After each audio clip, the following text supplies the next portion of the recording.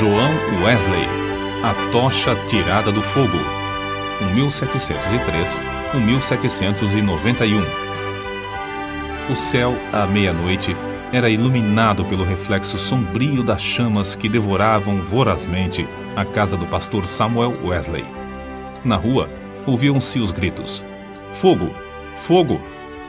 Contudo, a família do pastor continuava a dormir tranquilamente, até que os escombros ardentes caíram sobre a cama de uma filha, Hattie. A menina acordou sobressaltada e correu para o quarto do pai. Sem poder salvar coisa alguma das chamas, a família foi obrigada a sair casa afora, vestindo apenas as roupas de dormir, numa temperatura gélida. A ama, ao ser despertada pelo alarme, arrebatou a criança menor, Carlos, do berço. Chamou os outros meninos, insistindo que a seguissem, e desceu a escada. João, porém, que então contava 5 anos e meio, ficou dormindo. 3 vezes a mãe, Susana Wesley, que se achava doente, tentou debalde subir a escada. 2 vezes o pai tentou, em vão, passar pelo meio das chamas, correndo. Sentindo o perigo, ajuntou a família no jardim, onde todos caíram de joelhos e suplicaram em favor da criança presa pelo fogo.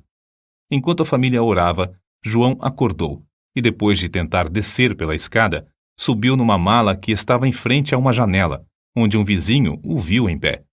O vizinho chamou outras pessoas e, juntos, conceberam o plano de um deles subir nos ombros de um primeiro, enquanto um terceiro subia nos ombros do segundo, até alcançarem a criança.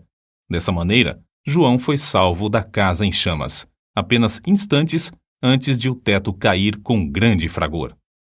O menino foi levado pelos intrépidos homens que o salvaram para os braços do pai. "Cheguem, amigos!" clamou Samuel Wesley ao receber o filhinho. "Ajoelhemo-nos e agradeçamos a Deus. Ele me restituiu todos os meus filhos. Deixem a casa arder. Os meus recursos são suficientes."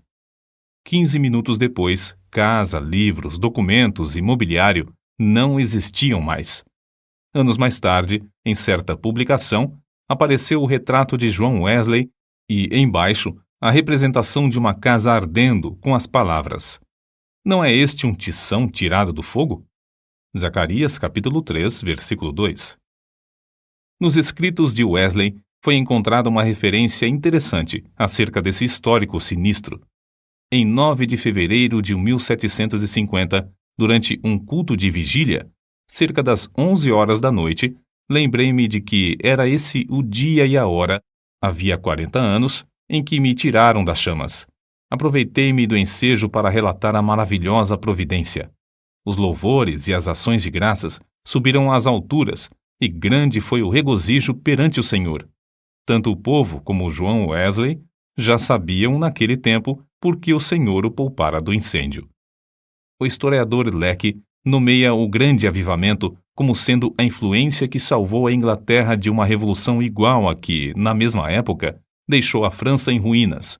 Dos 4 vultos que se destacaram no grande avivamento, João Wesley era o maior. Jonatas Edwards, que nasceu no mesmo ano de Wesley, faleceu 33 anos antes dele. George Whitefield, nascido 11 anos depois de Wesley, faleceu 20 anos antes dele, e Carlos Wesley continuou o seu itinerário efetivo somente por 18 anos, enquanto João continuou durante meio século. Mas a biografia deste célebre pregador, para ser completa, deve incluir a história de sua mãe, Susana. De fato, é como certo biógrafo escreveu: "Não se pode traçar a história do grande avivamento do século passado, o 1700, na Inglaterra, sem dar uma grande parte da herança merecida à mãe de João e Carlos Wesley. Isso não somente por causa da instrução que inculcou profundamente aos filhos, mas por causa da direção que deu ao avivamento. A mãe de Susana era filha de um pregador. Esforçada na obra de Deus, casou-se com o eminente ministro Samuel Annesley. Dos 25 filhos desse enlace, Susana era a 24ª.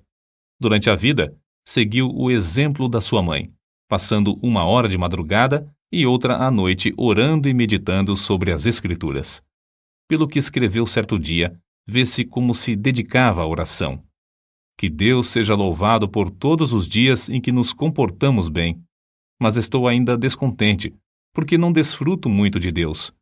Sei que me conservo demasiadamente longe dele. Anseio ter a alma mais intimamente ligada a ele pela fé e amor. João era o 15º rebento dos 19 filhos de Samuel e Susannah Wesley. O que vamos transcrever, escrito pela mãe de João, mostra como ela era fiel em ordenar a seus filhos e a sua casa depois dela. Gênesis, capítulo 18, versículo 19. Para formar a mente da criança, a primeira coisa é vencer-lhe a vontade. A obra de instruir o intelecto leva tempo e deve ser gradual, conforme a capacidade da criança.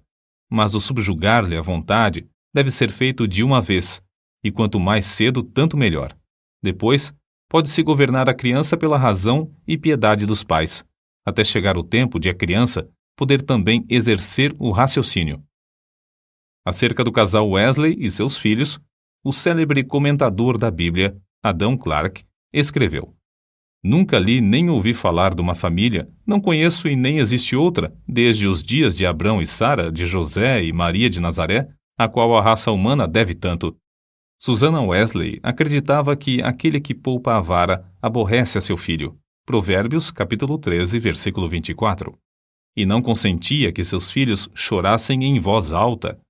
Assim, apesar de a casa estar repleta de crianças, nunca havia tempos tristonhos nem balbúrdia no lar do pastor. Um filho jamais ganhou coisa alguma chorando na casa de Susannah Wesley.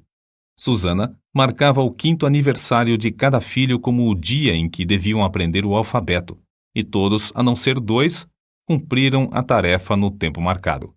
No dia seguinte, a criança que completava 5 anos e aprendia o alfabeto começava o estudo da leitura, iniciando-o com o primeiro versículo da Bíblia. Os meninos no lar de Samuel Wesley aprenderam o valor que há em observar fielmente os cultos. Não há em outras histórias fatos tão profundos e atraentes como os que constam acerca dos filhos de Samuel e Susannah Wesley, pois antes de saberem ajoelhar-se ou falar, eram instruídos a dar graças pelo alimento, por meio de acenos apropriados. Logo que aprendiam a falar, repetiam a oração dominical de manhã e à noite, e eram ensinados também a acrescentar outros pedidos, conforme cada desejo em particular. Ao chegarem à idade própria, um dia da semana era designado a cada filho para conversar sobre as dúvidas e dificuldades. Na lista aparecem os nomes de João, para a quarta-feira, e o de Carlos, para o sábado. E para os filhos, o dia de cada um tornou-se precioso e memorável. É comovente ler o que João Wesley, 20 anos depois de sair da casa paterna, disse à sua mãe: Em muitas coisas, a senhora tem intercedido por mim e tem prevalecido. Quem sabe se agora também, na intercessão para que eu renuncie inteiramente ao mundo, terá bom êxito. Sem dúvida, será tão eficaz para corrigir o meu coração como era, então, para formar o meu caráter. Depois do espetacular livramento de João do incêndio, sua mãe, profundamente convencida de que Deus tinha grandes planos para seu filho, resolveu firmemente criá-lo para servir e ser útil na obra de Cristo. Susannah escreveu estas palavras nas suas meditações particulares: Senhor, esforçar-me-ei mais definitivamente em prol desta criança, a qual salvaste tão misericordiosamente. Procurarei transmitir-lhe fielmente ao coração os princípios da tua religião e virtude. Senhor, dá-me a graça necessária para fazer isso sincera e sabiamente, e abençoa os meus esforços com grande êxito. Ela era tão fiel em cumprir sua resolução que João foi admitido a participar da ceia do Senhor com a idade de 8 anos. Nunca se omitia o culto doméstico da programação do dia no lar de Samuel Wesley. Fosse qual fosse a ocupação dos membros da família ou dos criados, todos se reuniam para adorar a Deus. Na ausência do marido, Susannah, com o coração aceso pelo fogo dos céus, dirigia os cultos. Conta-se que, certa vez, quando ele prolongou a ausência mais do que de costume, 30 a 40 pessoas assistiram aos cultos no lar dos Wesley, e a fome pela palavra de Deus aumentou a ponto de a casa ficar repleta de vizinhos. A família do pastor Samuel Wesley vivia rodeada de pobreza, mas pela influência do Duque de Buckingham, conseguiu um lugar para João na Charterhouse, em Londres. Assim, o menino, antes de completar 11 anos, deixou a atmosfera fragrante de oração ardente para enfrentar as porfias de uma escola pública. Contudo, não cedeu ao ambiente de pecado de que estava rodeado. Conservava também as suas forças físicas, obedecendo fielmente ao conselho de seu pai, que corresse 3 vezes de madrugada ao redor do grande jardim da Charterhouse. Tomou como regra da sua vida, dali em diante, manter o vigor do corpo. Aos 80 anos, apesar de seu físico franzino, considerava coisa insignificante andar a pé 1,5 léguas para pregar. Conta-se um exemplo da influência que João exercia sobre seus colegas da Charterhouse. Certo dia, o porteiro sentiu falta dos meninos no terraço de recreio e foi achá-los em uma das salas, congregados em redor de João. Este contava-lhes histórias instrutivas, as quais atraíam-lhes mais do que o recreio. Acerca desse tempo, João Wesley escreveu: Eu participava de várias coisas que reconhecia como sendo pecado, embora não fossem escandalosas aos olhos do mundo. Contudo, continuei a ler as Escrituras e a orar de manhã e à noite. Baseava a minha salvação sobre os seguintes pontos. Primeiro, não me considerava tão perverso como o próximo. Segundo, conservava a inclinação de ser religioso. Terceiro, lia a Bíblia, assistia aos cultos e fazia oração. Depois de estudar 6 anos na Charterhouse, Wesley cursou em Oxford, tornando-se proficiente no latim, grego, hebraico e francês. Mas seu interesse principal não era o intelecto. Sobre esse assunto, ele escreveu: Comecei a reconhecer que a religião verdadeira tem a sua fonte no coração. Reservei 2 horas, todos os dias, para ficar sozinho com Deus. Participava da ceia do Senhor de 8 em 8 dias. Guardei-me de todo o pecado, quer de palavras, quer de atos. Assim, na base das boas obras que praticava, eu me considerava um bom crente. João se esforçava para levantar-se diariamente às 4 horas. Por meio de anotações que registravam suas atividades cotidianas, conseguia dar conta de seu tempo para não desperdiçar um só momento.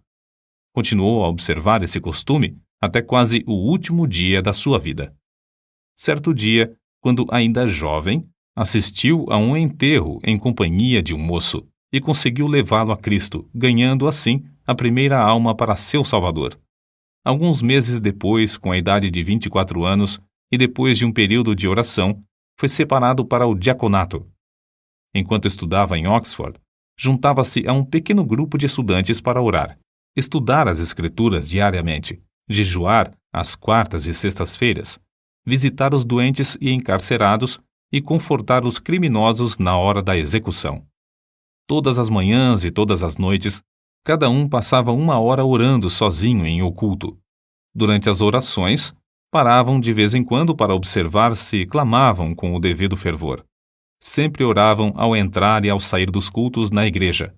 Mais tarde, 3 dos membros desse grupo tornaram-se famosos entre os crentes. Primeiro, João Wesley, que talvez tenha feito mais que qualquer outro para aprofundar a vida espiritual, não somente na época, mas também em nossos dias. Segundo, Carlos Wesley, que chegou a ser um dos mais espirituais e famosos escritores de hinos evangélicos. E terceiro, George Whitefield, que se tornou o comovente pregador ao ar livre. Naquele tempo, sentia-se a influência de João Wesley em muitas partes das Américas, e hoje ainda é sentida. Contudo, passou menos de 2 anos nesse continente, e isto durante o período de sua vida em que se achava perturbado por causa de dúvidas. Aceitou a chamada para pregar o evangelho aos silvícolas na colônia de Geórgia, desejoso de ganhar sua salvação por meio de boas obras. Pensou que vaidade e ostentação mundana não se encontrariam nas matas da América. Como era característico em sua vida, a bordo do navio em viagem à América do Norte, observava com outros de seu grupo um programa para não desperdiçar um momento durante o dia. Levantava-se às 4 da manhã e deitava-se depois das 21 horas. As primeiras 3 horas do dia eram dedicadas à oração e ao estudo das Escrituras. Depois de cumprir tudo o que estava indicado no programa do dia, o cansaço era tanto que, não obstante o bramido do mar e o balanço do navio, dormiam sem perturbação, deitados sobre um cobertor estendido no convés. Na Geórgia, a população inteira afluía à igreja para ouvir a sua pregação. A influência de seus sermões foi tal que, depois de 10 dias, uma sala de baile ficou quase inteiramente abandonada, enquanto a igreja se enchia de pessoas que oravam e eram salvas. Whitefield, que desembarcou na Geórgia alguns meses depois de Wesley voltar à Inglaterra, assim descreveu o que viu. O êxito de João Wesley na América é indizível. Seu nome é precioso entre o povo, onde lançou os alicerces que nem os homens nem os demônios podem abalar. Oh, que eu possa segui-lo como ele seguiu a Cristo! Porém, a Wesley faltava uma coisa muito importante, conforme se vê pelos acontecimentos que o levaram a sair da Geórgia, como ele mesmo escreveu. Faz 2 anos e quase 4 meses que deixei a minha terra natal para pregar Cristo aos índios da Geórgia.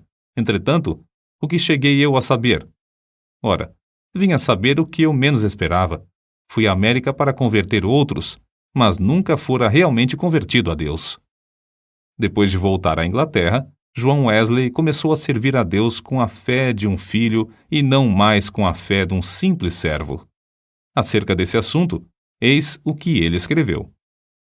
Não reconhecia que esta fé era dada instantaneamente, que o homem podia sair das trevas para a luz imediatamente, do pecado e da miséria para a justiça e gozo do Espírito Santo.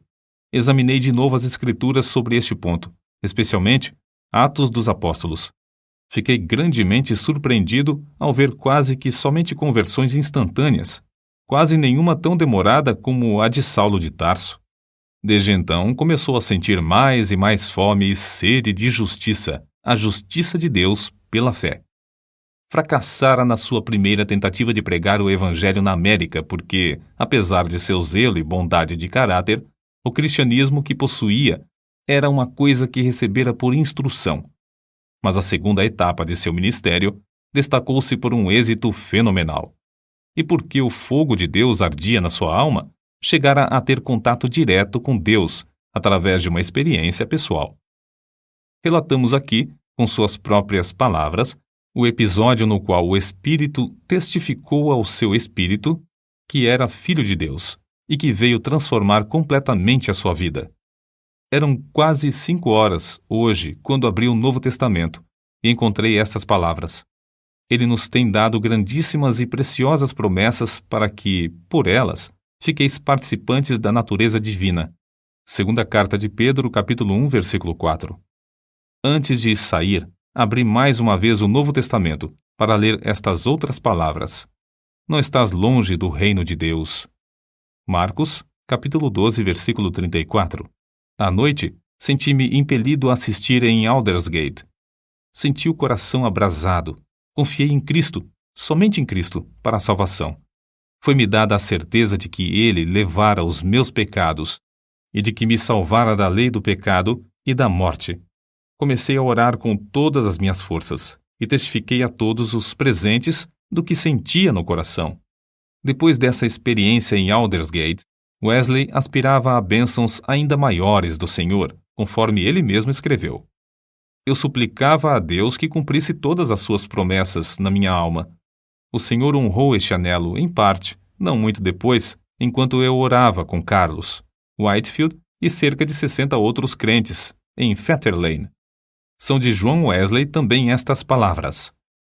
Cerca de 3 horas da madrugada, enquanto perseverávamos em oração, Romanos capítulo 12, versículo 12, o poder de Deus nos sobreveio de tal maneira que bradamos impulsionados de grande gozo, e muitos caíram ao chão. A seguir, ao passar um pouco o temor e a surpresa que sentimos na presença da majestade divina, rompemos em uma só voz. Louvamos-te, ó Deus! Aceitamos-te como Senhor. Essa unção do Espírito Santo dilatou grandemente os horizontes espirituais de Wesley. O seu ministério tornou-se excepcionalmente frutuoso, e ele trabalhou ininterruptamente durante 54 anos, com o coração abrasado pelo amor divino. Um pastor prega, em média, 100 vezes por ano, mas João Wesley pregou cerca de 780 vezes por ano, durante 54 anos. Esse homenzinho de apenas 1,66 m de altura e pesando menos de 60 quilos, dirigia-se a grandes multidões e sob as maiores provações. Quando as igrejas lhe fecharam as portas, levantou-se para pregar ao ar livre. Embora enfrentasse a apatia espiritual quase geral dos crentes, a par de uma onda de devassidão e crimes no país inteiro, multidões de 5.000 a 20.000 afluíam para ouvir seus sermões. Tornou-se comum, nesses cultos, os pregadores acharem-se tão angustiados que gritavam e gemiam. Se materialistas célebres, tais como Voltaire e Thomas Paine, gritaram de convicção ao se encontrarem com Deus no leito de morte, não é de admirar que centenas de pecadores gemessem, gritassem e caíssem ao chão como mortos, quando o Espírito Santo os levava a sentir a presença de Deus. Multidões de perdidos, assim, tornavam-se novas criaturas em Cristo Jesus nos cultos de João Wesley. Muitas vezes, os ouvintes eram levados às alturas de amor, gozo e admiração. Recebiam também visões da perfeição divina e das excelências de Cristo, até ficarem algumas horas como mortos. Ver Apocalipse capítulo 1, versículo 17. Como todos os que invadem o território de Satanás, os irmãos Carlos e João Wesley tinham de sofrer terríveis perseguições. Em Moorfield, os inimigos do Evangelho acabaram com o culto, destruindo a mesa em que João subira para pregar, e o insultaram e maltrataram. Em Sheffield, a casa foi demolida sobre a cabeça dos crentes. Em Wednesbury, destruíram as casas, roupas e móveis dos fiéis, deixando-os desabrigados, expostos à neve e ao temporal. Diversas vezes, João Wesley foi apedrejado e arrastado como morto na rua. Certa vez, foi espancado na boca, no rosto e na cabeça até ficar coberto de sangue. Mas a perseguição por parte da igreja decadente era sua maior cruz. Foram denunciados como falsos profetas, paroleiros, impostores arrogantes, homens destros na astúcia espiritual, fanáticos, etc. Ao voltar para visitar Epworth, onde nascera e se criara, João assistiu no domingo aos cultos da manhã e da tarde na igreja onde seu pai fora fiel pastor durante muitos anos, mas não lhe foi concedida a oportunidade de falar ao povo. Às 18 horas, em pé sobre o monumento que marcava o lugar em que enterraram seu pai, ao lado da igreja, Wesley pregou ao maior auditório jamais visto em Epworth, e Deus salvou muitas almas. Qual a causa de tão grande oposição? Entre os crentes da igreja dormente, alegava-se que eram as suas pregações sobre a justificação pela fé e a santificação. Os descrentes não gostavam dele porque levou o povo a se levantar para cantar hinos às 5 da madrugada. João Wesley não somente pregava mais que os outros pregadores, mas os excedia como pastor, exortando, confortando os crentes e visitando-os de casa em casa. Nas suas viagens, andava tanto a cavalo como a pé, ora em dias ensolarados, ora sob chuvas, ora em temporais de neve.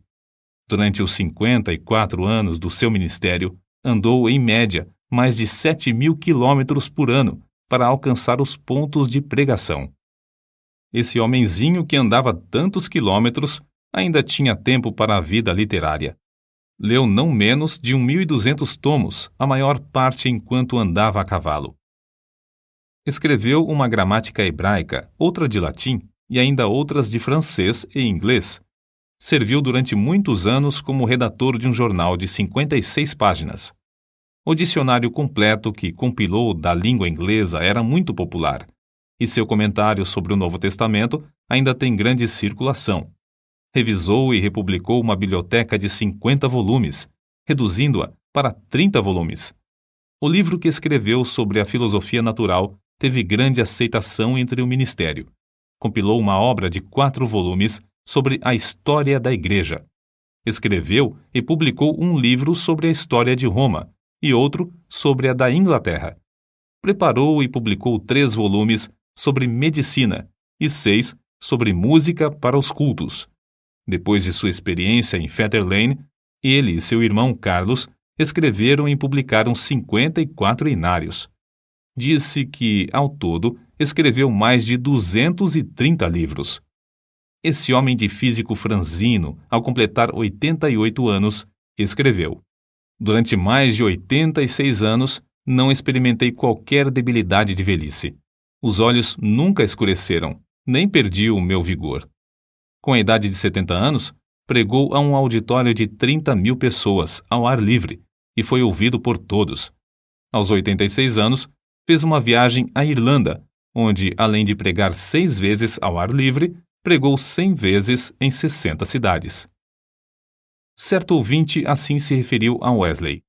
Seu espírito era tão vivo como aos 53 anos, quando o encontrei pela primeira vez.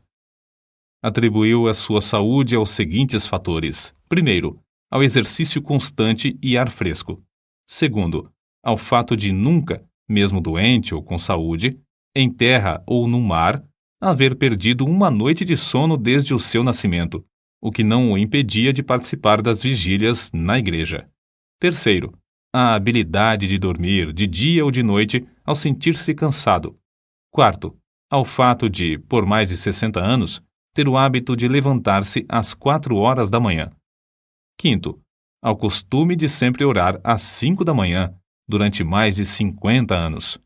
Sexto, ao fato de quase nunca sofrer de dor, desânimo ou preocupações durante a vida inteira. Não nos devemos esquecer da fonte desse vigor que John Wesley manifestava. Passava 2 horas diariamente em oração, e muitas vezes mais. Certo crente que o conhecia intimamente assim escreveu acerca dele.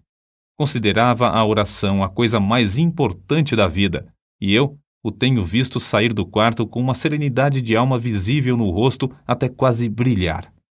A qualquer história da vida de John Wesley faltará o ponto principal, se não se fizer menção dos cultos de vigília que se realizavam uma vez por mês entre os crentes. Esses cultos se iniciavam às 20 horas e continuavam até depois da meia-noite, ou até cair o Espírito Santo sobre eles. Baseavam tais cultos sobre as referências no Novo Testamento acerca de noites inteiras passadas em oração. Foi assim que alguém se referiu ao sucesso. Explica-se o poder de Wesley pelo fato de ele ser homo unius libri, isto é, um homem de um livro, e esse livro é a Bíblia. Pouco antes da sua morte, escreveu: Hoje passamos o dia em jejum e oração para que Deus alargasse a sua obra. Só encerramos depois de uma noite de vigília, na qual o coração de muitos irmãos foi grandemente confortado. No diário de John Wesley, há diversas anotações sobre oração e jejum. Entre outras coisas, ele escreveu o seguinte: Enquanto cursava em Oxford, jejuávamos às quartas e às sextas-feiras, como faziam os crentes primitivos em todos os lugares. Escreveu Epifânio: Quem não sabe que o jejum das quartas e das sextas-feiras é observado pelos crentes do mundo inteiro? Não sei por que eles guardavam esses 2 dias, mas é boa a regra. Se lhes servia, também me serve. Contudo, não quero dar a entender que o único tempo de jejuar seja esses 2 dias da semana, porque muitas vezes é necessário jejuar mais do que 2 dias. É necessário permanecer sozinho e na presença de Deus enquanto jejuamos e oramos, para que Deus possa mostrar-nos a sua vontade e dar-nos direção. Nos dias de jejum, devemos afastar-nos o mais possível de todo o serviço, de fazer visitas e das diversões, apesar de essas coisas serem lícitas em outras ocasiões. Seu gozo em pregar ao ar livre não diminuiu na velhice. Em 7 de outubro de 1790, pregou pela última vez fora de casa sobre o texto: O reino de Deus está próximo. Arrependei-vos e crede no Evangelho. Consta em sua biografia que a palavra manifestou-se com grande poder e as lágrimas do povo corriam em torrentes. Um por um, seus fiéis companheiros de luta, inclusive sua esposa, foram chamados para o descanso, mas John Wesley continuava a trabalhar. Com a idade de 85 anos, seu irmão Carlos foi chamado pelo Senhor, e João sentou-se perante a multidão, cobrindo o rosto com as mãos, para esconder as lágrimas que lhe corriam pelas faces. Seu irmão, a quem amara tanto durante tão longo tempo, havia partido, e ele, agora, tinha de trabalhar sozinho. Em 2 de março de 1791, com a idade de quase 88 anos, completou a sua carreira terrestre. Durante toda a noite anterior, não cessaram em seus lábios o louvor e a adoração, pronunciando estas palavras: as nuvens destilam a gordura. Sua alma saltou de alegria com a antecipação das glórias do lar eterno e exclamou: o melhor de tudo é que Deus está conosco. Então, levantando a mão, como se fosse o sinal da vitória, novamente repetiu: o melhor de tudo é que Deus está conosco. Às 10 horas da manhã, enquanto os crentes rodeavam o leito em oração, ele disse: adeus. E assim passou para a presença do Senhor. Um crente que assistiu à sua morte assim relatou o ato: a presença divina pairava sobre todos nós. Não existem palavras para descrever o que vimos no seu semblante. Quanto mais o fitávamos, tanto mais víamos parte dos indizíveis céus. Calcula-se que 10.000 pessoas passaram em desfile diante do ataúde para ver o rosto que ainda retinha um sorriso celestial. Por causa das grandes massas que afluíram para honrá-lo, foi necessário enterrá-lo às 5 horas da manhã. João Wesley nasceu e criou-se em um lar onde não havia abundância de pão. Com a venda dos livros de sua autoria, ganhou uma fortuna, com a qual contribuía para a causa de Cristo. Ao falecer, deixou no mundo 2 colheres, uma chaleira de prata, um casaco velho e dezenas de milhares de almas, salvas em épocas de grande decadência espiritual. Em Epworth, a tocha foi arrebatada do fogo. Em Aldersgate e Fetter Lane, começou a arder intensamente e continua a iluminar milhões de almas no mundo inteiro.